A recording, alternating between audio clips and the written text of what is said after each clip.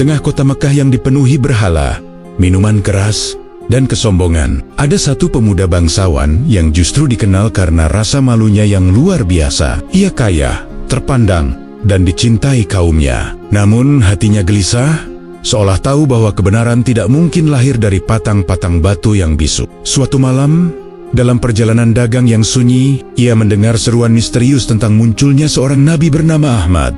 Sejak saat itu, hidupnya tak pernah sama. Inilah kisah Utsman bin Affan, seorang saudagar lembut yang meninggalkan kenyamanan, menantang siksaan, mengorbankan harta, dan kelak wafat dengan Al-Quran di pangkuannya demi menjaga agar darah umat ini tidak tumpah sia-sia. Sebelumnya, bantu subscribe, like, dan tulis amin di kolom komentar.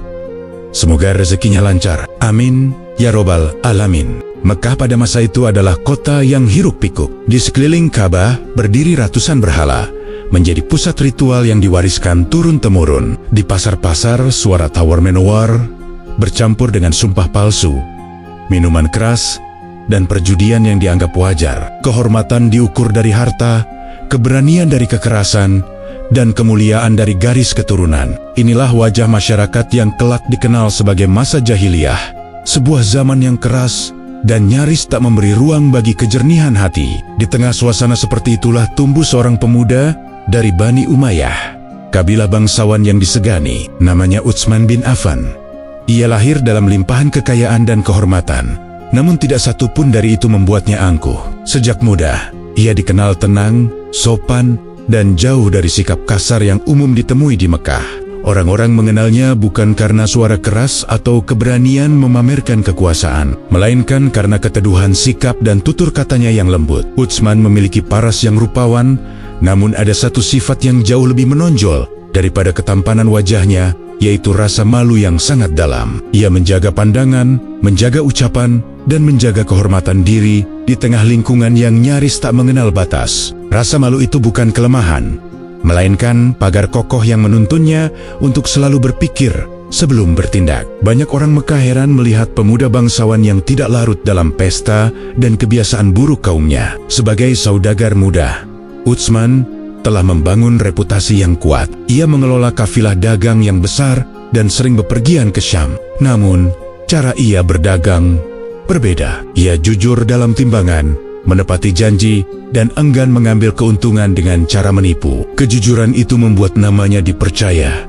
hingga harta datang kepadanya tanpa harus mengorbankan nurani. Bahkan sebelum mengenal Islam, kedermawanan telah menjadi bagian dari hidupnya. Ada prinsip-prinsip hidup yang ia pegang teguh sejak muda. Di saat khamar dianggap simbol kejantanannya seorang pria, Utsman menolaknya. Ia meyakini bahwa minuman keras merusak akal, sementara akal adalah anugerah paling berharga bagi manusia. Perjudian pun ia jauhi, karena baginya harta tidak pantas diperoleh dari merugikan orang lain. Adapun penyembahan berhala, hatinya selalu bertanya, bagaimana mungkin patung batu yang tak mendengar dan tak melihat dijadikan tempat bergantung? Sikap itu membuat Utsman dicintai banyak orang. Bahkan beredar sebuah syair yang populer di Mekah, dinyanyikan para ibu saat menimang anak mereka, yang menyebut betapa kaum Quraisy mencintai Utsman. Pujian itu bukan karena kekayaannya semata, melainkan karena akhlaknya. Ia jarang terlibat pertikaian antar kabilah, tidak terpancing emosi,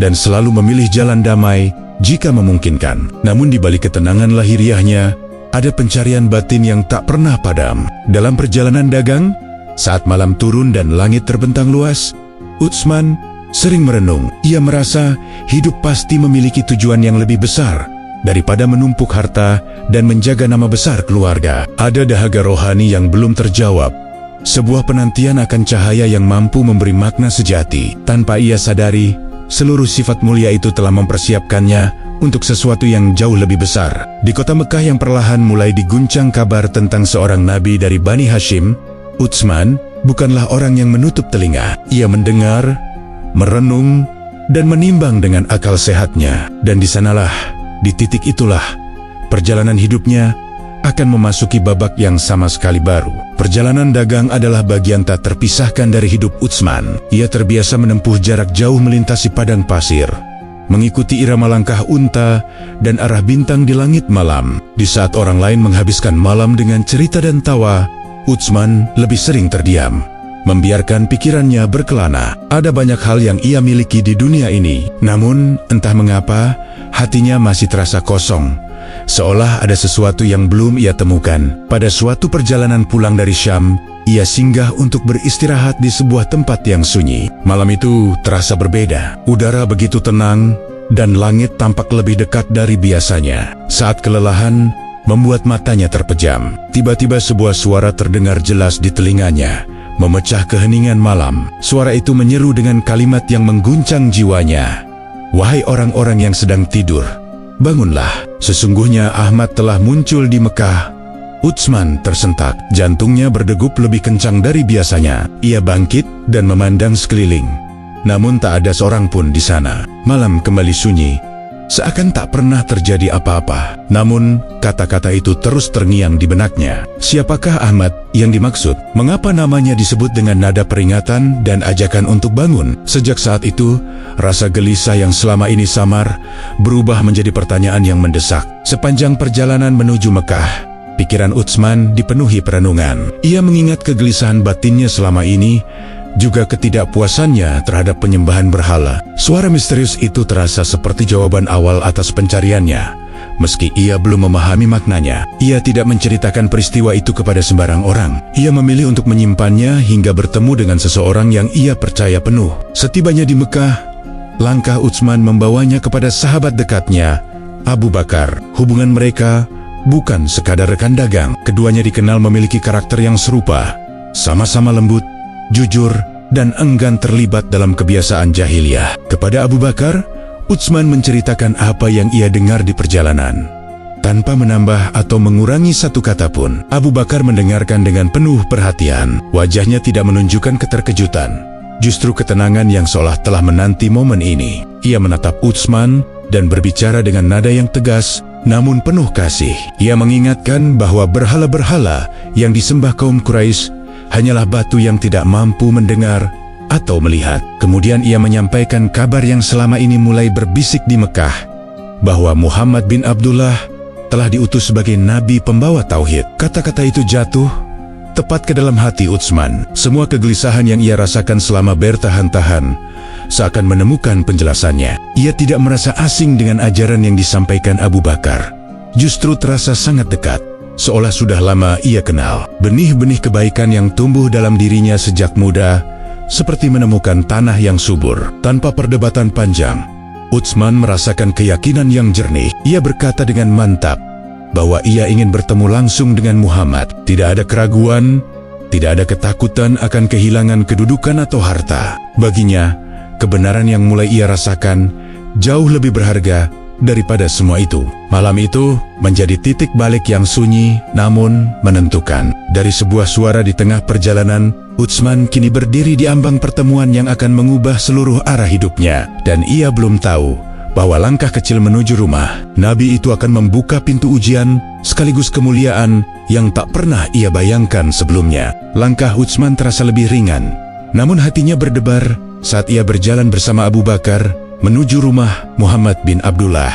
Malam Mekah tampak seperti biasa, namun bagi Utsman, setiap sudut kota terasa berbeda. Ia sadar bahwa pertemuan ini bukan pertemuan biasa. Ada sesuatu yang akan menentukan arah hidupnya, entah menuju kedamaian yang ia cari, atau menuju jalan yang penuh risiko. Rumah itu sederhana, jauh dari kemewahan, rumah ramah-ramah bangsawan Quraisy. Ketika pintu terbuka, Utsman melihat sosok yang wajahnya memancarkan ketenangan yang sulit dijelaskan dengan kata-kata.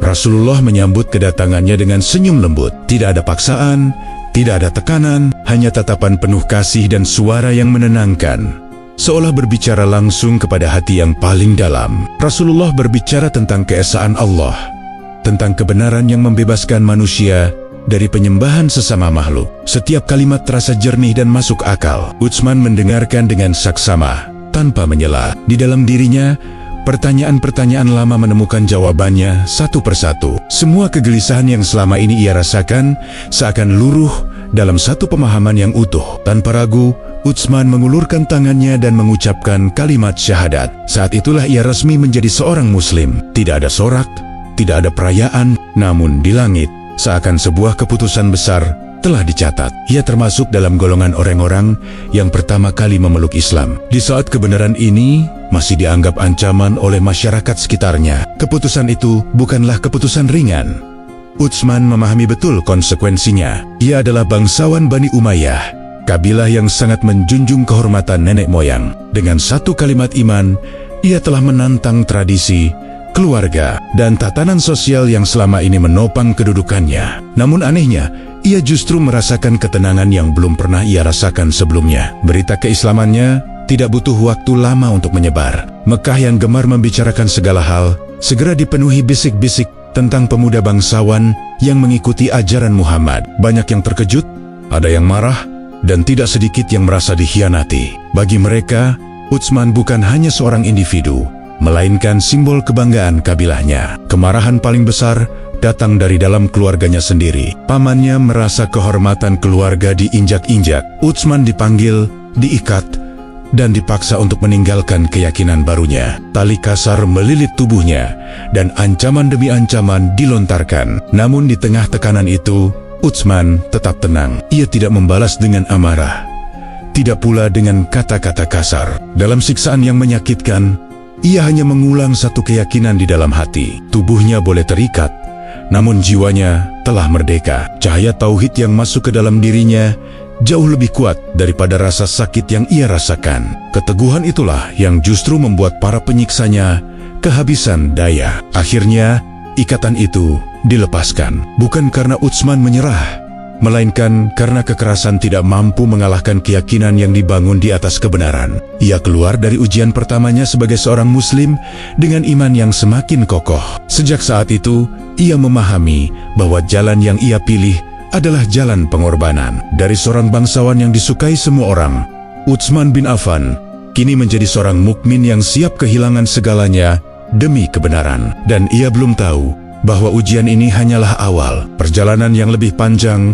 lebih berat, dan lebih mulia telah menantinya di depan. Keislaman Utsman tidak berhenti sebagai kabar yang beredar dari mulut ke mulut. Bagi sebagian besar Quraisy, itu adalah tamparan yang memalukan. Seorang bangsawan muda, kaya, dan dicintai masyarakat, kini memilih jalan yang dianggap merusak tatanan lama. Amarah pun tumbuh, bukan hanya di luar rumah, tetapi justru dari orang-orang terdekat yang merasa harga diri keluarga telah diinjak-injak. Pamannya menjadi sosok yang paling keras menentang. Dengan wajah memerah oleh amarah, ia menangkap Utsman dan menyeretnya ke sebuah tempat tertutup. Tidak ada lagi sapaan keluarga, tidak ada lagi kasih sayang. Yang tersisa hanyalah tuntutan agar ia kembali kepada agama nenek moyang. Tali yang kasar melilit tubuh Utsman, mengikat tangan dan kakinya hingga ia tak mampu bergerak bebas. Ancaman demi ancaman dilontarkan. Pamannya memaksanya memilih antara kehormatan keluarga atau keyakinan barunya. Bagi mereka, iman adalah urusan yang bisa ditukar dengan kedudukan. Namun bagi Utsman, iman telah menjadi kebenaran yang hidup di dalam hati. Ia tidak berteriak, tidak pula melawan. Rasa malunya yang terkenal itu justru menjelma menjadi ketenangan yang membuat para penyiksanya semakin geram. Siksaan itu tidak berhenti pada ikatan tali. Dalam beberapa riwayat, Utsman dibungkus dengan tikar dari pelepah kurma. Di bawahnya, api dinyalakan hingga asap tebal mengepul memenuhi ruangan. Asap itu membuat napasnya sesak, dadanya terasa terbakar, dan pandangannya menggelap. Bagi tubuh yang terbiasa dengan kenyamanan, penderitaan itu terasa sangat berat. Namun di balik rasa sakit yang menyiksa, ada ketenangan aneh yang mengisi hatinya. Di tengah asap dan panas, Utsman justru merasakan kedekatan dengan Tuhannya. Ia mengingat kalimat yang baru saja ia ucapkan di hadapan Rasulullah. Kalimat itu kini menjadi sandaran, menjadi penguat saat tubuhnya melemah. Ia tahu bahwa apa yang ia pertahankan jauh lebih berharga daripada keselamatan fisik. Pamannya terus menekan, berharap siksaan itu mematahkan keyakinannya. Namun yang ia lihat justru sebaliknya. Wajah Utsman tidak menunjukkan ketakutan, melainkan keteguhan yang sulit dipahami. Dengan suara yang tenang, Utsman menyatakan bahwa ia tidak akan pernah meninggalkan agama yang telah ia yakini. Kalimat itu sederhana, tetapi bobotnya membuat penyiksanya terdiam. Akhirnya, kekerasan itu berhenti bukan karena belas kasihan, melainkan karena keputusasaan. Mereka menyadari bahwa siksaan fisik tidak mampu menundukkan hati yang telah mengenal kebenaran. Tali itu dilepaskan dan Utsman dibiarkan pergi. Tubuhnya lemah, napasnya masih tersengal, namun jiwanya berdiri tegak. Peristiwa itu meninggalkan bekas yang dalam. Utsman memahami bahwa menjadi seorang muslim berarti siap kehilangan perlindungan sosial yang selama ini ia nikmati. Ia tidak lagi berlindung di balik nama besar Bani Umayyah. Satu-satunya perlindungan yang ia miliki kini adalah keyakinan kepada Allah dan kedekatan dengan Rasulullah. Sejak hari itu, tekanan terhadap kaum muslimin semakin terasa. Utsman melihat sahabat-sahabatnya mengalami penderitaan serupa, bahkan ada yang lebih berat. Ia menyadari bahwa Mekah bukan lagi tempat yang aman bagi iman yang baru tumbuh ini. Di balik keteguhan yang ia tunjukkan, mulai muncul bayangan sebuah langkah besar yang akan menuntut pengorbanan lebih jauh. Ujian ikatan dan asap itu bukanlah akhir. Ia hanyalah tanda awal bahwa jalan ini menuntut keberanian untuk meninggalkan kenyamanan. Dan bagi Utsman bin Affan, keputusan untuk bertahan dalam iman telah mempersiapkannya untuk sebuah perjalanan yang akan menjauhkan dirinya dari tanah kelahiran, namun mendekatkannya pada makna sejati dari pengorbanan. Tekanan di Mekah semakin hari semakin berat. Bukan hanya Utsman yang merasakannya, tetapi seluruh kaum muslimin yang baru memeluk iman. Cemoohan, pemboikotan, dan siksaan menjadi pemandangan yang kian sering. Rasulullah melihat dengan mata kepala sendiri bagaimana para pengikutnya diperlakukan. Dan beliau memahami bahwa iman yang baru tumbuh ini membutuhkan ruang untuk bernapas. Maka datanglah sebuah arahan yang kelak tercatat sebagai langkah besar dalam sejarah. Rasulullah menyampaikan perintah hijrah ke sebuah negeri seberang laut, Habasyah. Di sana, kata beliau, ada seorang raja yang adil dan tidak menzalimi siapapun. Bagi banyak sahabat, perintah ini terasa berat. Hijrah berarti meninggalkan rumah, keluarga, dan seluruh harta yang selama ini menjadi sandaran hidup. Namun di balik beratnya keputusan itu, tersimpan harapan akan kebebasan beribadah tanpa rasa takut. Utsman mendengar perintah itu dengan hati yang mantap. Ia tidak menunggu lama, tidak pula ragu. Ia menyadari bahwa Mekah telah menjadi tempat yang sempit bagi iman. Tanpa banyak bicara, ia bersiap untuk pergi. Namun ia tidak berangkat sendirian. Di sisinya ada istrinya, Ruqayyah binti Rasulullah, putri Nabi yang telah memilih berjalan bersamanya di jalan yang penuh risiko ini. Malam keberangkatan itu sunyi. Di bawah gelapnya langit, sekelompok kecil manusia meninggalkan Mekah secara diam-diam. Tidak ada iring-iringan, tidak ada perpisahan besar. Langkah mereka menyusuri pasir terasa berat, karena setiap tapak adalah perpisahan dengan masa lalu. Bagi Utsman, meninggalkan Mekah berarti meninggalkan kenyamanan, kedudukan, dan harta yang telah ia bangun sejak muda. Sebagai saudagar besar, Utsman memiliki gudang, kafilah, dan jaringan dagang yang luas. Semua itu kini ia tinggalkan tanpa penyesalan. Ia tidak menghitung kerugian, tidak pula menoleh ke belakang. Baginya, harta hanyalah alat, bukan tujuan. Jika alat itu menghalangi dirinya untuk beribadah dengan tenang, maka meninggalkannya adalah pilihan yang paling masuk akal. Perjalanan menuju laut bukan perjalanan yang mudah. Padang pasir membentang luas, dan bahaya selalu mengintai. Namun di tengah kesulitan itu, Utsman justru menjadi penguat bagi rombongan. Sikapnya yang tenang dan tutur katanya yang lembut membuat suasana lebih terkendali. Ia tidak mengeluh, tidak pula menampakkan kegelisahan. Meski jauh di dalam hatinya, ia tahu bahwa masa depan mereka penuh ketidakpastian. Saat perahu mulai bergerak meninggalkan daratan Arab, Utsman memandang ke arah Cakrawala. Di sanalah Mekah berada, kota kelahirannya yang kini terasa jauh. Ombak laut mengguncang perahu, seakan menguji keyakinan mereka. Namun setiap gelombang yang dilewati juga membawa mereka lebih dekat pada harapan baru. Setibanya di Habasyah, mereka merasakan sesuatu yang telah lama hilang. Kedamaian di bawah perlindungan raja yang adil. Kaum muslimin dapat beribadah tanpa takut dipukul atau dihina. Bagi Utsman dan Ruqayyah, negeri asing itu menjadi tempat berlindung yang menenangkan jiwa. Mereka hidup sederhana, namun hati mereka lapang. Meski demikian, kerinduan pada Rasulullah dan saudara-saudara seiman di Mekah tidak pernah pudar. Di setiap doa Utsman selalu menyebut mereka. Hijrah ini bukan pelarian, melainkan pengorbanan sementara demi menjaga iman. Ia sadar, suatu hari panggilan lain akan datang. Hijrah ke Habasyah menjadi bukti bahwa Utsman bin Affan bukan hanya teguh dalam keyakinan, tetapi juga berani membayar iman dengan meninggalkan segalanya. Dan dari pengasingan inilah, jiwanya ditempa menjadi semakin matang, siap menghadapi yugian-yugian yang jauh lebih besar di masa depan. Beberapa waktu berlalu di Habasyah dengan suasana yang lebih tenang. Utsman dan para sahabat bisa beribadah tanpa rasa takut, bekerja secukupnya, dan menata hidup dengan sederhana. Namun di balik ketenangan itu, hati mereka selalu tertaut pada Mekah. Setiap kabar yang datang dari tanah kelahiran disimak dengan penuh harap. Hingga suatu hari, beredar berita bahwa kaum Quraisy telah melunak dan sebagian dari mereka menerima ajaran tauhid. Kabar itu menyebar cepat di antara kaum muslimin yang berhijrah. Harapan pun tumbuh. Jika Mekah telah aman, berarti mereka bisa kembali mendekat kepada Rasulullah dan hidup di tanah kelahiran tanpa ancaman. Utsman menimbang kabar itu dengan tenang. Kerinduan kepada Nabi dan saudara-saudara seiman begitu kuat, sehingga ia memutuskan untuk kembali bersama sebagian rombongan. Perjalanan pulang diliputi perasaan campur aduk. Ada bahagia karena berharap bertemu kembali dengan orang-orang tercinta.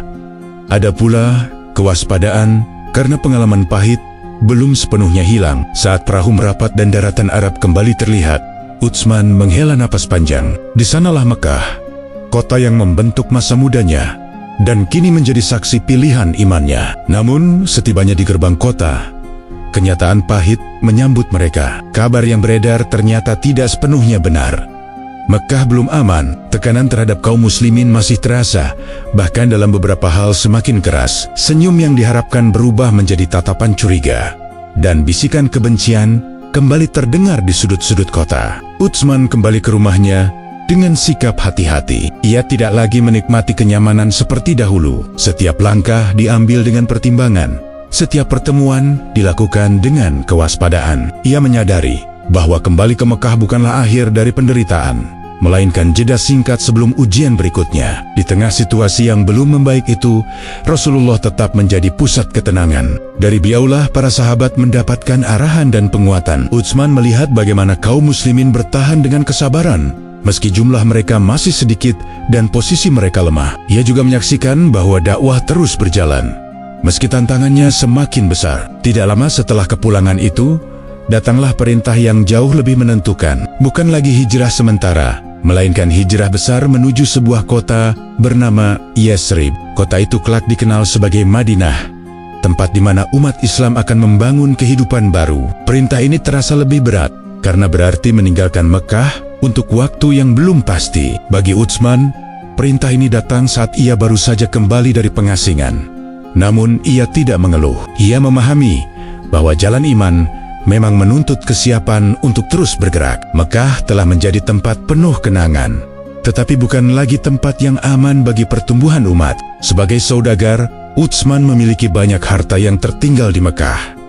Gudang, rumah, dan jaringan dagang yang ia bangun bertahun-tahun kini berada dalam ancaman. Namun ia tidak terjebak dalam perhitungan rugi dan untung. Ia mulai mencairkan apa yang bisa dicairkan, bukan untuk kepentingan pribadi, melainkan untuk membantu kaum muslimin yang tidak memiliki bekal. Ia melihat banyak sahabat yang miskin dan tidak memiliki kendaraan untuk menempuh perjalanan panjang menuju Madinah. Dan gantenan Utsman menyediakan unta, air, dan makanan. Ia memastikan bahwa tidak ada saudara seiman yang tertinggal karena kekurangan bekal. Bagi dirinya, mengikuti langkah Rasulullah adalah keuntungan terbesar yang tak bisa ditandingi oleh emas manapun. Saat hari keberangkatan tiba, Utsman kembali mengemas hidupnya. Kali ini ia tahu, kepergian ini mungkin tanpa kepulangan.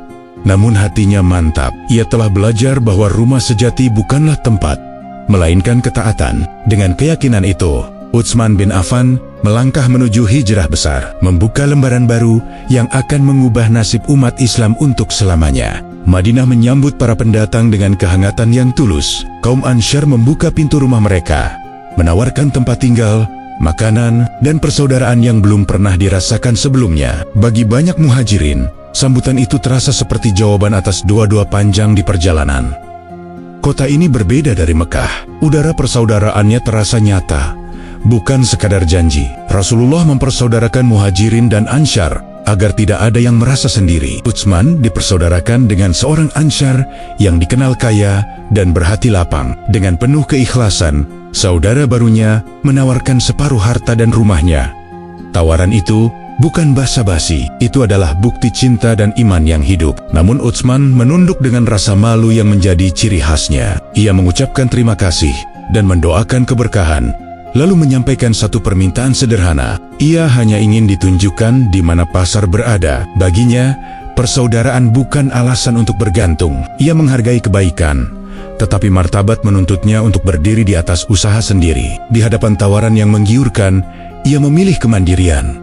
Pasar Madinah menjadi awal yang baru. Utsman datang tanpa membawa kekayaan besar seperti dahulu. Ia memulai dari nol, mengamati kebiasaan pasar, mengenali orang-orang, dan menata kembali usahanya dengan cara yang jujur. Ia tidak menaikkan harga secara berlebihan, tidak memanfaatkan kelangkaan, dan selalu menepati janji. Kejujuran yang sama seperti di Mekah kembali menjadi modal utamanya. Hari demi hari berlalu, dan hasilnya mulai terlihat. Orang-orang mempercayainya, dagangan berputar, dan rezeki datang dengan berkah. Dalam waktu yang tidak lama, Utsman kembali dikenal sebagai saudagar yang berhasil. Namun perbedaan besar kini terasa jelas. Kekayaan tidak lagi menempel di hatinya. Ia menganggap harta sebagai titipan yang sewaktu-waktu harus dilepaskan. Di tengah kesibukan itu, Madinah menghadapi masalah besar. Air menjadi kebutuhan yang kian mendesak. Ada sebuah sumur dengan air yang jernih dan tak pernah kering, tetapi kepemilikannya berada di tangan seorang pria yang kikir. Setiap ember air harus dibayar mahal. Orang-orang miskin terpaksa menahan dahaga atau mengeluarkan uang yang nyaris tidak mereka miliki. Rasulullah menyampaikan seruan yang menggugah. Siapa yang membebaskan sumur itu untuk kepentingan umum akan mendapatkan balasan surga. Seruan itu menggema di hati Utsman. Baginya, ini adalah peluang perniagaan yang paling menguntungkan perniagaan. Dengan Allah, ia mendatangi pemilik sumur dan memulai negosiasi dengan tenang. Pemilik sumur enggan menjual seluruhnya. Sumur itu adalah sumber penghasilannya. Utsman tidak memaksa. Ia mengajukan tawaran yang tak biasa. Membeli setengah hak sumur dengan sistem bergiliran hari. Tawaran itu diterima. Pada hari gilirannya, Utsman mengumumkan bahwa siapapun boleh mengambil air sebanyak yang dibutuhkan secara gratis. Orang-orang pun mengisi persediaan untuk 2 hari. Keesokan harinya, sumur sepi. Tidak ada pembeli. Kerugian mulai terasa. Akhirnya, pemilik sumur datang kembali dan menjual sisa haknya. Sejak saat itu, sumur menjadi milik umum. Air mengalir untuk semua, tanpa memandang kaya atau miskin. Madinah bernapas lega. Peristiwa itu memperlihatkan harga martabat yang sebenarnya. Bukan pada seberapa banyak yang dimiliki, melainkan pada seberapa besar yang dilepaskan demi kebaikan bersama. Utsman bin Affan mengajarkan bahwa kemandirian dan kedermawanan dapat berjalan beriringan, membangun masyarakat tanpa meniadakan kehormatan. Pembebasan sumur itu tidak sekadar mengakhiri krisis air. Ia mengubah suasana Madinah. Orang-orang yang sebelumnya menahan dahaga, kini dapat mengambil air dengan tenang. Anak-anak berlarian membawa bejana, para ibu mengisi tempayan, dan para musafir berhenti tanpa rasa khawatir. Air yang mengalir jernih seolah membawa pesan bahwa kepedulian mampu mengalahkan kekikiran tanpa harus menumpahkan amarah. Utsman menyaksikan semua itu dengan sikap yang sama tenangnya.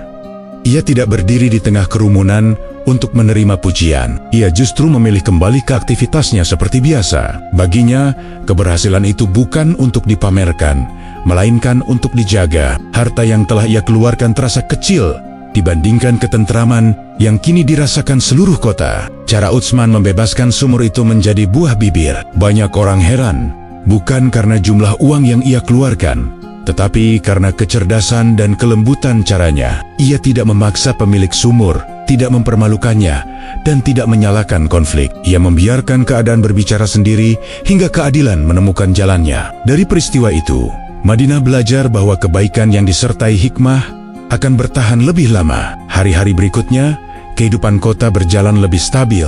Pasar kembali ramai, ladang-ladang disirami dengan cukup, dan perjalanan para musafir menjadi lebih ringan. Air yang dulunya menjadi sumber masalah, kini menjadi sumber persatuan. Orang-orang dari berbagai latar belakang kaya dan miskin, pendatang dan penduduk asli bertemu di tempat yang sama tanpa rasa curiga. Bagi Utsman, peristiwa sumur itu juga menjadi cermin batin. Ia menyadari bahwa kekayaan yang Allah titipkan kepadanya selalu datang bersama tanggung jawab. Setiap dinar yang ia miliki bukan sekadar miliknya, melainkan amanah yang menunggu untuk ditunaikan. Kesadaran itu membuatnya semakin berhati-hati dalam berniaga dan semakin ringan dalam memberi. Di sisi lain, ia tetap menjaga martabat pribadinya. Ia tidak menjadikan kedermawanan sebagai alasan untuk bermewah-mewah. Pakaian dan makanannya tetap sederhana. Rasa malu yang telah menjadi karakternya sejak muda tidak pernah pudar. Ia merasa tidak pantas menikmati berlebihan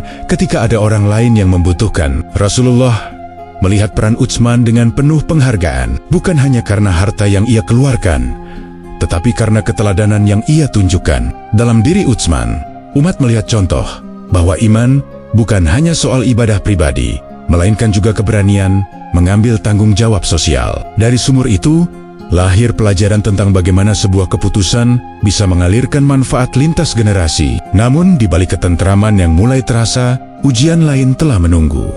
Kehidupan di Madinah tidak selalu tenang. Ancaman dari luar masih ada, dan panggilan untuk mempertahankan iman akan segera terdengar. Utsman menyadari bahwa kedermawanan dan kecerdasan hanyalah satu sisi dari pengabdian. Akan ada saatnya kesabaran dan pengorbanan diuji dengan cara yang berbeda. Di rumahnya, Utsman sering merenung pada malam hari. Ia teringat masa lalu di Mekah, siksaan yang ia alami, dan hijrah yang ia tempuh. Semua itu terasa seperti rangkaian persiapan menuju tanggung jawab yang lebih besar. Sumur yang kini mengalir tenang menjadi saksi bahwa setiap pengorbanan memiliki waktu panennya sendiri. Bagi Madinah, sumur itu adalah sumber air. Bagi sejarah, ia adalah simbol bahwa kebebasan sering lahir dari kecerdasan yang dibalut niat tulus. Dan bagi Utsman bin Affan, peristiwa ini menegaskan satu hal: harta yang dikeluarkan di jalan kebaikan tidak pernah benar-benar berkurang, melainkan berubah menjadi aliran manfaat yang tak pernah kering. Seruan untuk membela diri akhirnya terdengar. Kaum muslimin yang selama ini menahan diri, kini dihadapkan pada pilihan besar. Kafilah Quraisy melintas, ancaman kian nyata, dan Rasulullah mempersiapkan pasukan kecil menuju sebuah tempat bernama Badar. Semangat para sahabat berkobar. Mereka ingin berdiri di barisan terdepan, membela iman yang selama ini ditekan. Di antara yang paling bersemangat adalah Utsman, yang jiwanya selalu rindu berkhidmat sepenuh tenaga. Namun di saat persiapan memuncak, awan duka menaungi rumah Utsman. Istrinya, Ruqayyah binti Rasulullah, jatuh sakit dengan kondisi yang berat. Demam tinggi melemahkan tubuhnya, napasnya tersengal, dan wajahnya pucat. Utsman mendampingi dengan hati gundah. Di satu sisi, panggilan jihad memanggil, di sisi lain amanah keluarga menuntut kehadirannya tanpa jeda. Utsman mendatangi Rasulullah untuk menyampaikan keadaannya. Ia tidak meminta keringanan, hanya menyampaikan fakta dengan kejujuran. Rasulullah mendengarkan dengan penuh empati, lalu memberi keputusan yang menenangkan sekaligus menguji. Beliau memerintahkan Utsman untuk tetap tinggal di Madinah, merawat Ruqayyah. Ketaatan itu, kata beliau, bernilai sama dengan berangkat ke medan. Keputusan itu mengajari bahwa jihad memiliki banyak bentuk, dan kesetiaan pada amanah keluarga adalah salah satunya. Hari keberangkatan pasukan tiba. Dari kehauan Utsman menyaksikan para sahabat melangkah dengan tekad. Ia kembali ke rumah, menggenggam tangan Ruqayyah, menyuapinya, menenangkannya, dan membacakan doa. Hari-hari berikutnya terasa panjang. Setiap kabar dari Badar ditunggu dengan jantung berdebar. Ia berjihad dengan kesabaran, menahan diri dari keinginan berada di garis depan. Takdir Allah berjalan dengan caranya. Kabar kemenangan dari Badar mulai berembus. Namun bersamaan dengan itu, kondisi Ruqayyah memburuk. Pada saat gema kemenangan masih jauh, nyawa putri Nabi itu kembali ke pangkuan Tuhannya. Rumah Utsman diliputi kesunyian. Ia memakamkan istrinya dengan tangan sendiri, menahan duka yang dalam. Sementara ayah Ruqayyah masih berada di perjalanan pulang. Ketika Zaid bin Haritsah tiba membawa kabar kemenangan, ia mendapati Utsman di sisi makam. Sukacita bercampur air mata. Madinah merayakan, sementara satu rumah meratap dalam sunyi. Utsman menerima takdir dengan lapang, meski rasa kehilangan mengguncang hatinya. Ia mengingat perintah Rasulullah dan meyakini bahwa ketaatan tidak pernah sia-sia. Tak lama kemudian, Rasulullah kembali ke Madinah. Beliau menghibur menantunya dengan kabar yang menguatkan. Utsman mendapat pahala yang sama dengan mereka yang hadir di Badar.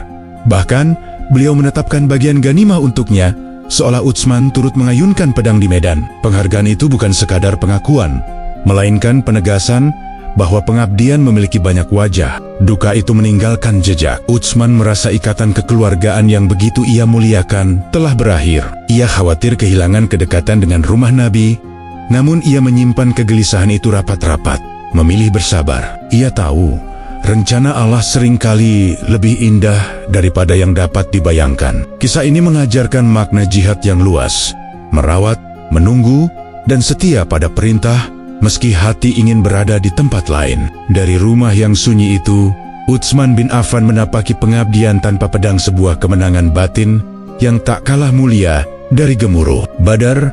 Hari-hari setelah kepergian Ruqayyah terasa hening bagi Utsman. Rumah yang dahulu dipenuhi suara lembut dan doa kini sunyi. Ia menjalani hari dengan ibadah dan kerja, namun ada ruang kosong yang tak mudah terisi. Lebih dari duka kehilangan istri tercinta, ada kegelisahan lain yang mengendap di hatinya. Ia khawatir ikatan kekeluargaan dengan Rasulullah telah terputus, sebuah kehormatan yang selama ini ia jaga dengan sepenuh jiwa.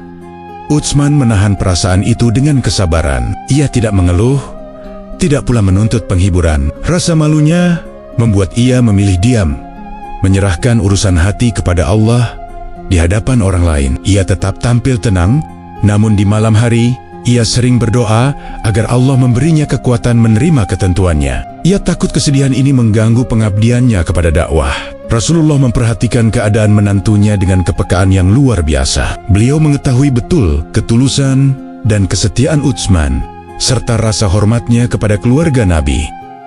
Maka datanglah kabar yang menjadi penyejuk jiwa. Rasulullah memanggil Utsman dan menyampaikan pesan yang menggetarkan. Jibril, kata beliau, membawa perintah dari Allah agar Utsman dinikahkan dengan saudari Ruqayyah, yaitu Ummu Kulsum. Kabar itu jatuh ke hati Utsman seperti hujan di tanah kering. Kesedihan yang lama dipendam perlahan mencair. Ia merasakan bahwa Allah tidak meninggalkannya, bahkan memuliakannya dengan cara yang tak pernah ia bayangkan. Pernikahan itu bukan sekadar pengganti, melainkan pemulihan ikatan yang sempat ia khawatirkan hilang. Keluarga Nabi kembali menjadi rumah baginya. Pernikahan dengan Ummu Kulsum berlangsung sederhana, namun syarat makna. Utsman memperlakukan istrinya dengan kelembutan yang sama seperti sebelumnya. Ia menjaga kehormatan, memberi perhatian, dan menunaikan tanggung jawab dengan penuh kasih.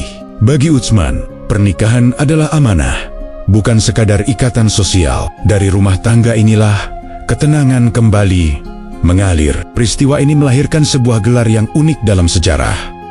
Utsman dikenal sebagai Dzul Nurain, pemilik dua cahaya. Dua cahaya itu adalah dua putri Nabi yang dinikahinya secara berurutan. Gelar ini bukan sekadar julukan, melainkan pengakuan atas kesetiaan dan akhlaknya. Tidak ada lelaki lain yang mendapat kemuliaan serupa. Dalam sebuah kesempatan, Rasulullah mengungkapkan penghargaan yang sangat dalam. Beliau menyatakan bahwa seandainya memiliki putri yang lain, niscaya akan menikahkannya dengan Utsman.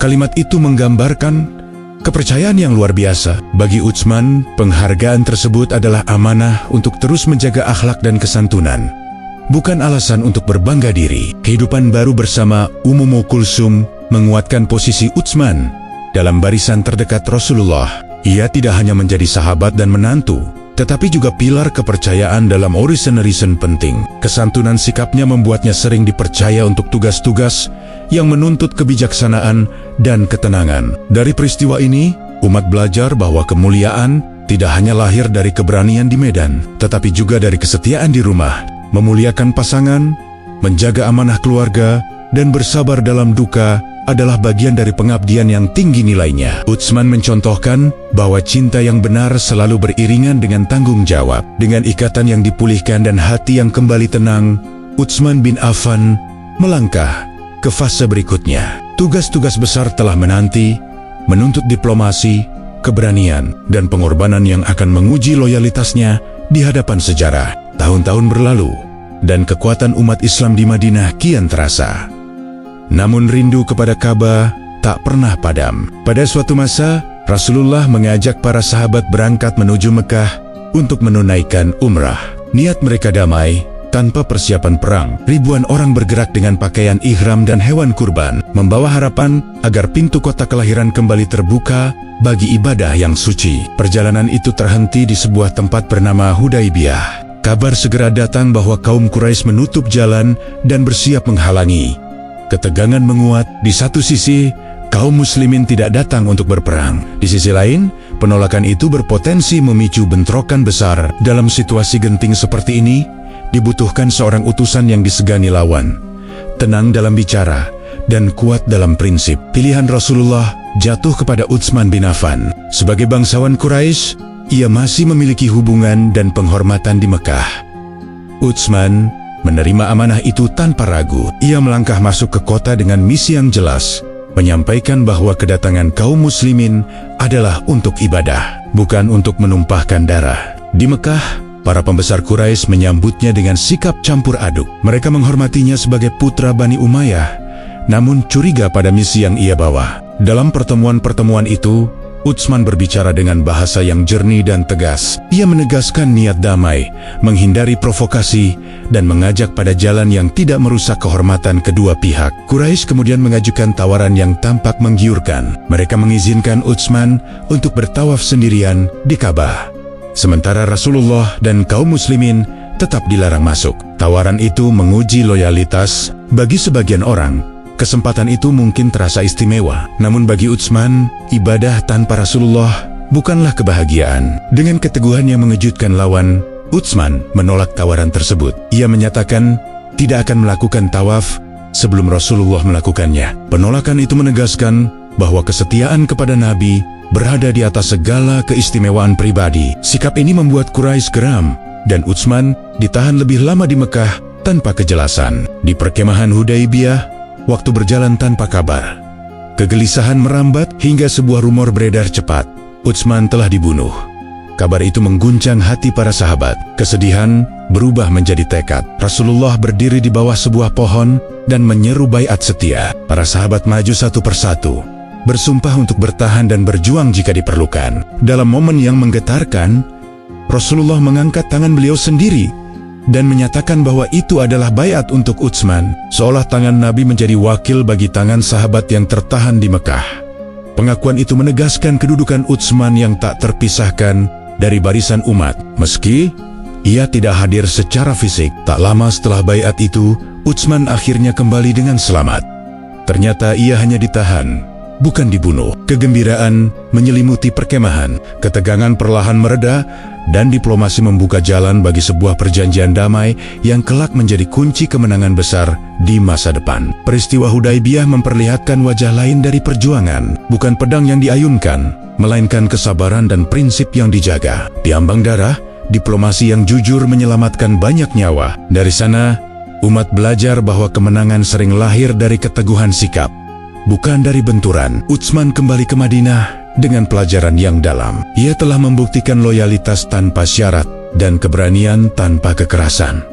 Namun ia juga tahu, pengabdian belum selesai. Di depan, ujian lain menanti, ujian yang akan kembali menimbang harta, kesabaran, dan ketulusan niatnya. Waktu bergerak cepat, dan tantangan umat tidak pernah benar-benar reda. Setelah Hudaybiyah membuka jalan damai, datang kabar ancaman dari utara. Kekaisaran Romawi mulai menunjukkan tanda-tanda permusuhan. Rasulullah memerintahkan persiapan menuju Tabuk, sebuah perjalanan panjang melintasi padang pasir yang membara. Musim panas sedang di puncaknya, hasil panen belum tiba, dan Madinah dilanda kesulitan ekonomi yang berat. Kondisi ini membuat persiapan terasa nyaris mustahil. Banyak sahabat tidak memiliki kendaraan, sebagian lain kekurangan bekal. Pasukan yang akan berangkat dikenal sebagai Jaisul Usrah, pasukan dalam kesulitan. Di tengah keterbatasan itu, Rasulullah berdiri di hadapan umat dan menyeru dengan suara yang menggugah hati. Siapa yang mempersiapkan pasukan ini, kata beliau, akan memperoleh balasan surga. Seruan itu jatuh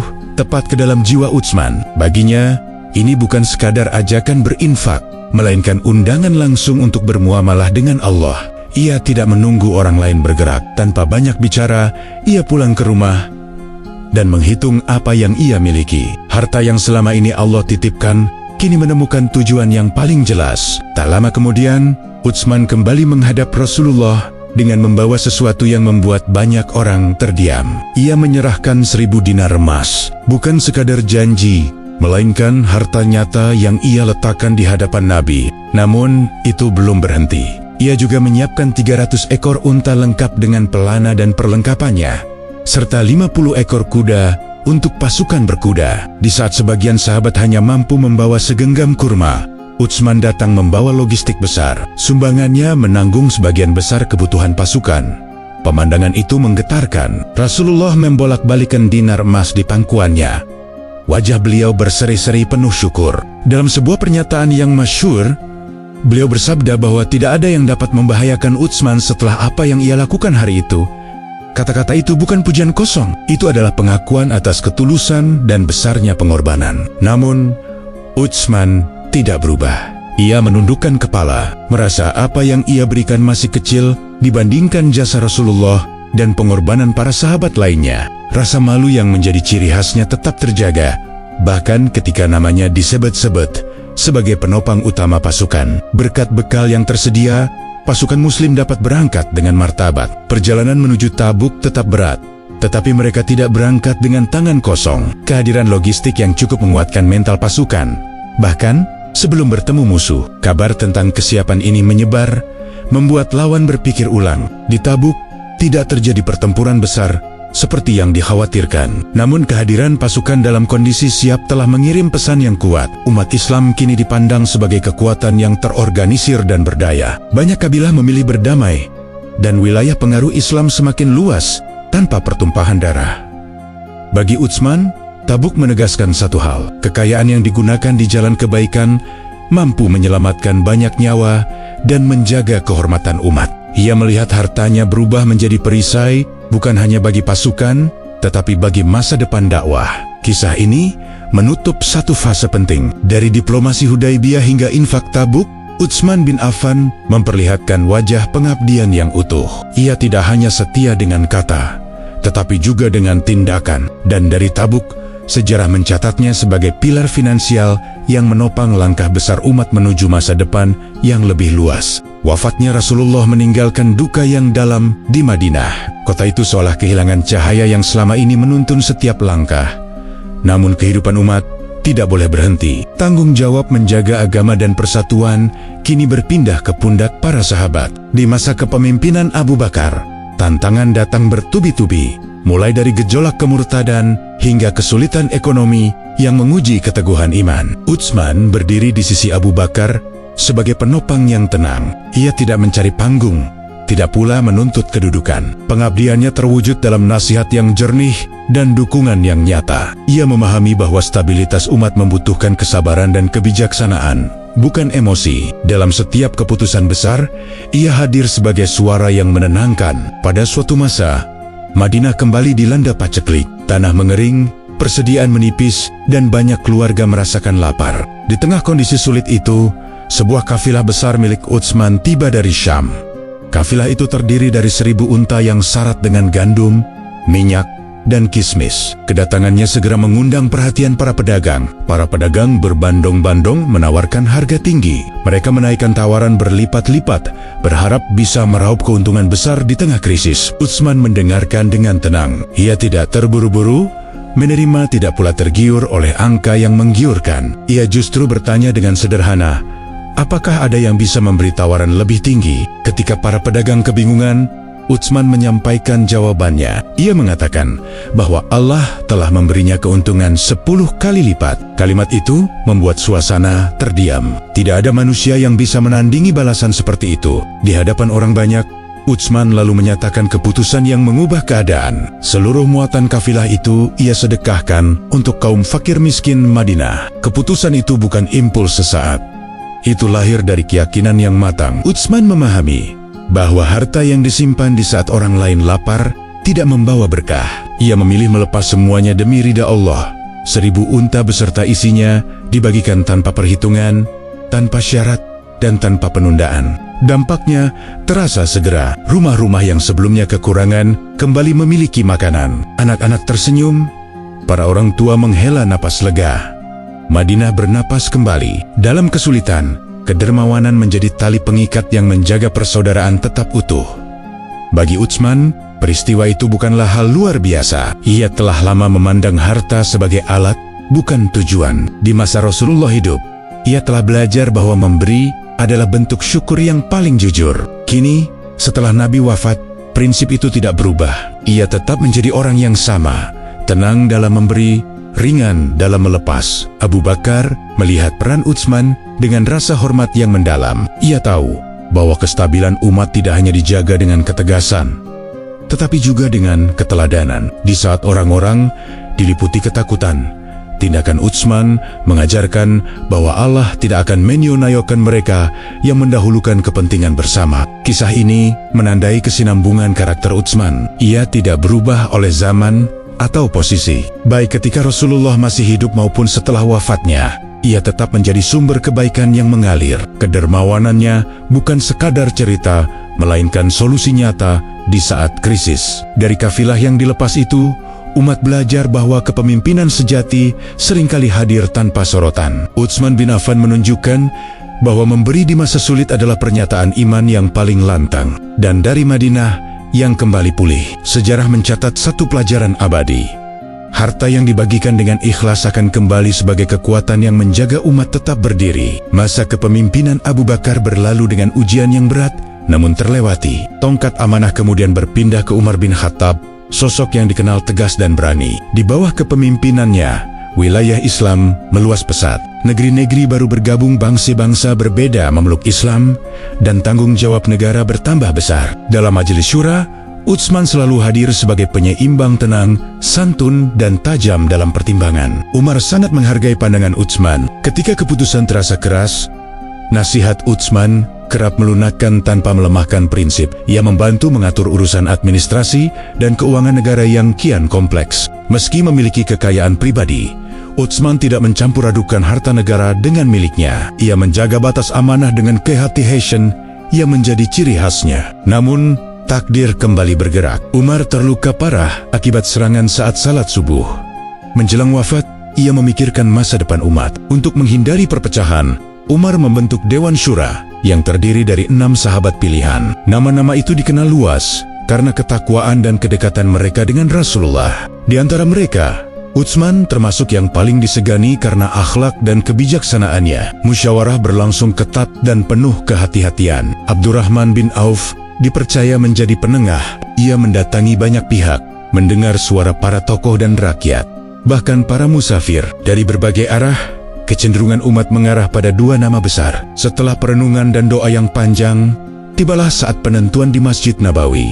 Di hadapan jamaah, Abdurrahman mengajukan pertanyaan tentang komitmen memimpin berdasarkan Al-Quran, Sunnah, dan jejak 2 khalifah sebelumnya. Ketika pertanyaan itu diajukan kepada Utsman, jawabannya tegas namun rendah hati. Ia menyatakan kesanggupan seraya menyadari beratnya amanah.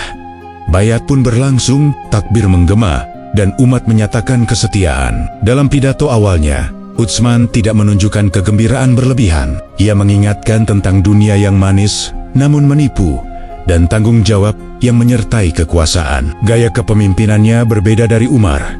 Jika Umar menegakkan disiplin dengan ketegasan, Utsman menumbuhkan persatuan dengan kelembutan. Ia memperhatikan kesejahteraan rakyat, memastikan tidak ada yang terabaikan. Namun tantangan besar segera tampak. Wilayah Islam yang luas membawa keragaman dialek. Di barisan tentara dan pasar-pasar, perbedaan cara membaca Al-Quran mulai terdengar. Seorang sahabat yang peka, Huzaifah bin Al-Yaman, menyampaikan kekhawatirannya. Perselisihan bacaan berpotensi memecah umat jika tidak segera ditangani. Utsman memahami urgensinya. Ia tidak ingin perbedaan berkembang menjadi pertentangan. Dengan kebijaksanaan, ia membentuk komite penulisan yang dipimpin Zaid bin Sabit. Mushaf yang disimpan oleh Hafsah diminta untuk disalin dengan ketelitian tinggi. Standar bacaan ditetapkan berdasarkan dialek Quraisy, bahasa turunnya wahyu. Setelah penyalinan selesai, mushaf-mushaf itu dikirim ke pusat-pusat kota besar. Dengan langkah ini, umat memiliki rujukan yang seragam. Apa yang dibaca di satu negeri akan sama dengan yang dibaca di negeri lain. Keputusan itu bukan untuk membatasi, melainkan untuk menyatukan. Dari syura hingga mushaf,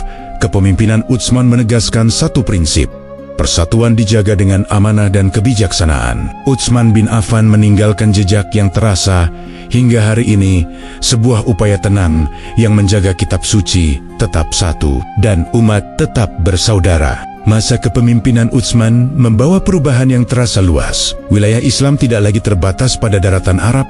jalur perdagangan terbuka, kota-kota pesisir menjadi ramai, dan ancaman dari kekuatan besar di seberang laut mulai diperhitungkan. Utsman, yang sejak muda terbiasa membaca peta niaga dan arus perdagangan, memahami satu hal penting: keamanan umat tidak cukup dijaga oleh pasukan darat semata. Dari pemahaman itu, lahirlah keputusan berani. Utsman memerintahkan pembentukan armada laut Islam yang pertama. Langkah ini terasa asing bagi sebagian orang yang terbiasa dengan padang pasir. Namun, Utsman melihat jauh ke depan. Jika laut dibiarkan tanpa penjagaan, musuh dapat menyerang dari arah yang tak terduga. Maka galangan kapal dibangun, para pelaut dilatih, dan strategi maritim mulai disusun dengan rapi. Perubahan itu membawa dampak besar. Kapal-kapal perang mulai berlayar, mengamankan jalur laut dan melindungi pesisir. Islam tidak lagi dipandang sebagai kekuatan lokal, melainkan sebagai peradaban yang mampu beradaptasi dan berkembang. Keberhasilan ini menambah rasa percaya diri umat, dakwah meluas hingga pulau-pulau, dan keamanan perdagangan terjaga dengan lebih baik. Namun setiap keberhasilan seringkali mengundang iri. Di balik kemakmuran dan stabilitas, muncul bisik-bisik yang tak terdengar di permukaan. Sebagian orang merasa tidak puas, sebagian lain tergoda oleh kepentingan pribadi. Fitnah mulai menyusup perlahan, menyamar sebagai kritik, menyebar dari satu kota ke kota lain. Tuduhan demi tuduhan diarahkan kepada sang khalifah. Utsman dituduh memanjakan keluarganya, menyelewengkan harta negara, dan menyimpang dari sunnah. Tuduhan itu terdengar keras, namun tidak disertai bukti yang jujur. Banyak yang tidak tahu bahwa Utsman justru menggunakan harta pribadinya untuk negara, bukan sebaliknya. Ia tidak membantah dengan emosi, ia memilih menjelaskan dengan tenang dan membuka ruang dialog. Sayangnya, tidak semua orang datang untuk mencari kebenaran. Ada pihak-pihak yang sengaja memelintir fakta dan menyulut kemarahan. Fitnah itu seperti awan gelap di ufuk. Perlahan, ia menutupi cahaya keberhasilan yang telah dicapai. Utsman menyadari bahaya ini, namun ia juga tahu bahwa kekerasan hanya akan memperparah keadaan. Dalam majelis-majelis, Utsman sering meminta nasihat para sahabat. Beberapa menyarankan tindakan tegas untuk meredam gejolak. Namun, Utsman menolak menumpahkan darah sesama muslim. Baginya, persatuan umat jauh lebih berharga daripada mempertahankan kekuasaan dengan paksaan. Ia memilih sabar, berharap kebenaran akan menemukan jalannya. Keputusan itu tidak lahir dari kelemahan, melainkan dari cinta yang besar kepada umat. Utsman teringat pesan Rasulullah tentang kesabaran di masa fitnah. Ia memegang pesan itu erat-erat, meski risikonya besar bagi dirinya sendiri. Ia percaya bahwa pemimpin sejati melindungi umat, bahkan jika harus mengorbankan kenyamanan pribadi. Sementara itu, gerakan fitnah semakin terorganisir. Provokasi menyasar orang-orang awam, memanfaatkan ketidaktahuan dan emosi. Kota-kota yang jauh dari pusat pemerintahan mulai terpengaruh. Berita palsu bergerak lebih cepat daripada klarifikasi. Utsman menghadapi situasi yang tidak pernah ia bayangkan sebelumnya. Di tengah tekanan itu, ia tetap menjalankan tugas negara. Armada laut terus berlayar. Mushaf-mushaf Al-Quran terus menjadi rujukan, dan kesejahteraan rakyat tetap diperhatikan. Utsman tidak membiarkan fitnah menghentikan pelayanan kepada umat. Namun awan gelap itu semakin mendekat, menandakan badai yang akan segera tiba. Kisah ini menjadi penanda perubahan suasana. Dari masa ekspansi dan kemakmuran, umat memasuki fase ujian yang lebih halus namun berbahaya. Dan di pusat pusaran itu berdiri Utsman bin Affan, seorang pemimpin yang memilih kesabaran sebagai perisai. Meski tahu bahwa badai fitnah tidak akan mudah berlalu, fitnah yang lama berembus akhirnya mencapai puncaknya. Dari berbagai penjuru wilayah, kelompok-kelompok yang terprovokasi datang ke Madinah. Mereka tidak datang untuk bermusyawarah, melainkan untuk menekan. Rumah khalifah dikepung, jalan ditutup, akses air diblokade. Kota yang dahulu damai kini diliputi ketegangan yang menyesakkan. Di tengah situasi itu, Utsman memilih tinggal di rumahnya, menolak melarikan diri atau mengerahkan kekuatan. Para sahabat besar mendatangi Utsman dengan kegelisahan. Mereka menawarkan perlindungan, sebagian bahkan siap mengangkat senjata demi membela sang khalifah. Namun Utsman menolak. Ia mengingat pesan Rasulullah tentang ujian yang kelak dihadapinya dan perintah untuk bersabar. Ia tidak ingin menjadi sebab tertumpahnya darah sesama muslim. Baginya, nyawa umat lebih berharga daripada keselamatan dirinya sendiri. Hari-hari pengepungan berjalan panjang, persediaan air dan makanan menipis. Utsman yang telah berusia senja tetap berpuasa, menenangkan diri dengan bacaan Al-Quran. Di saat teriakan dan ancaman terdengar dari luar, di dalam rumah hanya ada doa dan keteguhan. Ia tidak membalas cercaan dengan kata-kata kasar. Ia memilih diam, berharap amarah akan surut. Beberapa sahabat mengutus putra-putra mereka untuk berjaga di depan rumah. Mereka berdiri sebagai perisai hidup. Namun, Utsman kembali meminta agar tidak ada perlawanan. Keputusan itu menyayat hati banyak orang. Tetapi Utsman teguh. Ia tidak ingin menjadi orang pertama yang membuka pintu pertumpahan darah besar di antara umat Muhammad. Pada suatu malam, setelah hari-hari yang melelahkan, Utsman tertidur sejenak. Dalam mimpinya, ia melihat Rasulullah bersama Abu Bakar dan Umar. Mereka menyapanya dengan senyum dan berkata bahwa esok ia akan berbuka puasa bersama mereka. Utsman terbangun dengan hati yang lapang. Ia tahu pertemuan yang dijanjikan telah dekat. Pagi itu, ia mandi, mengenakan pakaian terbaik, dan memakai wewangian. Ia duduk dengan tenang, membuka mushaf Al-Quran di pangkuannya. Di luar, situasi memanas. Para pengepung mulai memanjat dinding belakang rumah, mengabaikan peringatan. Mereka masuk dengan niat yang telah mengeras oleh fitnah. Ketika mereka menerobos ke dalam, mereka mendapati Utsman sedang membaca firman Tuhannya. Tidak ada pedang di tangannya, hanya mushaf dan ketenangan. Istrinya berusaha melindungi, namun kekerasan tak terhindarkan. Darah suci Utsman mengalir dan menetes di atas halaman mushaf yang sedang ia baca. Ia wafat dalam keadaan berpuasa, syahid di rumahnya sendiri. Kabar itu mengguncang Madinah. Duka menyelimuti umat. Seorang khalifah yang lembut, dermawan dan sabar telah pergi dengan cara yang paling menyayat. Namun warisannya tidak ikut terkubur.